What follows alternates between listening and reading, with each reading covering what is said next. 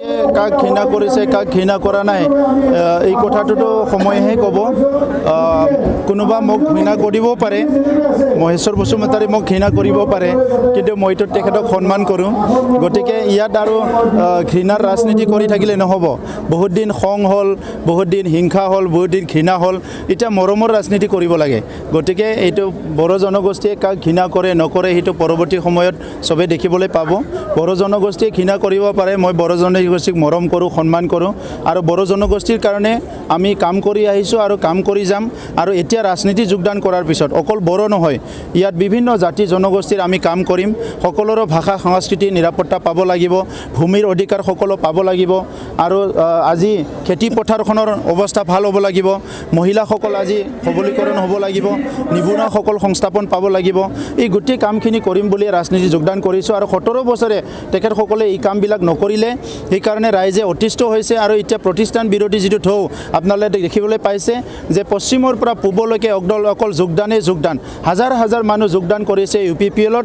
এটা জাতিৰ নহয়, এটা জনগোষ্ঠী নহয়, সকলো জনগোষ্ঠী আজি একত্ৰিত হৈছে আৰু সকলো ইতিমধ্যে ডিচিশ্যন লৈ পেলাইছে। এইবাৰ পৰিৱৰ্তন এতিয়ালৈকে ঠিক কৰা নাই, কোনটো সমষ্টিৰ পৰা কৰিব, আৰু য'ত ৰাইজে সমষ্টি মোক দিয়ে মই তাতে খেলিম, আৰু খেলিব নালাগে বুলি ক'লে নেখেলোঁ।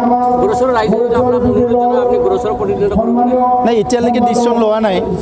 আমি চাই আছোঁ, আমি ছাৰ্ভে কৰি আছোঁ প্ৰত্যেকটা সমষ্টিতে, কোনটো সমষ্টিত কেনেকৈ ব্যক্তি লাগে, কেনেকৈ মানুহ লাগে, গড়েশ্বৰ সমষ্টিৰ মানুহবিলাকৰ ইচ্ছা কি, কেনেকুৱা ধৰণৰ কেণ্ডিডেট দিলে ভাল পায়, এইবিলাক আমি ষ্টাডি কৰি আছোঁ, আমি ছাৰ্ভে কৰি আছোঁ, আৰু ইয়াৰ পিছত আমি ডিচিশ্যন ল'ম।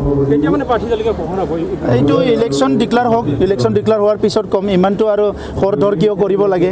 এইটো নিৰ্বাচনটো এটা প্ৰক্ৰিয়া হয়, আৰু এইটো যিসকলে আজি পাৱাৰ নহ'লে এখন্তেকো থাকিব নোৱাৰে সেইসকলে প্ৰথমতে ডিক্লেয়াৰ দিব। গতিকে আমাৰ কাৰণে পাৱাৰ নহয়, আমাৰ কাৰণে পৰিৱৰ্তন, ৰাইজৰ কাম কৰিব লাগে।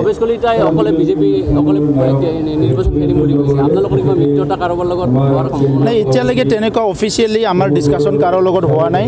আনঅফিচিয়েলি বহুত দল সংগঠনৰ লগত কথা চলি আছে, আৰু চবেই এইবাৰ বিচাৰিছে যে UPPLৰ লগতে থাকিব লাগে। আৰু UPPLে এতিয়া অনলি অল্টাৰনেটিভ হৈ আহিছে এই BTC অঞ্চলত। গতিকে আমাৰ চবৰে বিকল্পৰ কথা ভাবাৰ লগে লগে UPPL আহি যায়। সেইকাৰণে বিভিন্ন ৰাজনৈতিক অৰাজনৈতিক দল সংগঠনৰ লগত সঘনে আলোচনা চলি আছে, বহুতে যোগদান কৰি আছে, আৰু বহুতে ডাইৰেক্ট ইনডাইৰেক্ট আমাক ছাপোৰ্ট কৰিছে। চবৰো এটাই কথা যে পৰিৱৰ্তন আনিব লাগে। এতিয়া বোলে কাৰ্যালয়ত বোলে UPPLৰ ৰণনীতি চলি থাকে বুলি কৈছিলে, আৰু এপছুৰ ল'ৰাই প্ৰচাৰ চলাই আছে বুলি কৈছে, কি ক'ব এই ক্ষেত্ৰত? নাই, তেখেতেও এপছুত থাকোঁতে নিৰ্বাচন খেলিছিলে। তেখেতেও নিৰ্বাচনত সেই সময়তে যেতিয়া তেখেতে এপছু কৰ্মী আছিলে, আৰু এপছু কৰ্মী হিচাপে তেখেতেও নিৰ্বাচন খেলিছিলে। তো গতিকে আজিৰ তেখেতে যিবিলাক কথা কৈছে, ৰাজনীতি ছাত্ৰক কৈছে, এইবিলাক কথাৰ একো মূল্য নাই। আঁচনিৰ কথা পাতক, উন্নয়নৰ কথা পাতক, চৰকাৰত আছে যিহেতু ৰাইজক কি কৰি দিব পাৰিছে নোৱাৰিছে এই কথাবিলাক পাতক। মই মাজে মাজে দেখিবলৈ পাইছোঁ কেন্দ্ৰীয় চৰকাৰৰ ৰাজ্য চৰকাৰৰ আঁচনিবিলাক লৈ পেলাই তেখেতসকলে খুব বকি থাকে, এইটো কৰিছে, এইটো নিজে কি কৰিছে, নিজে নতুন আঁচনি কি লৈছে, এই কথাবিলাক ৰাইজক কওক। কোনে কি কৰিছে, কোনে এপছু অফিচত বহিছে, কোনে আছু অফিচত বহিছে, এইটোত বাদ দিয়ক না, আপুনি কি কাম কৰিছে সেইটো কওক।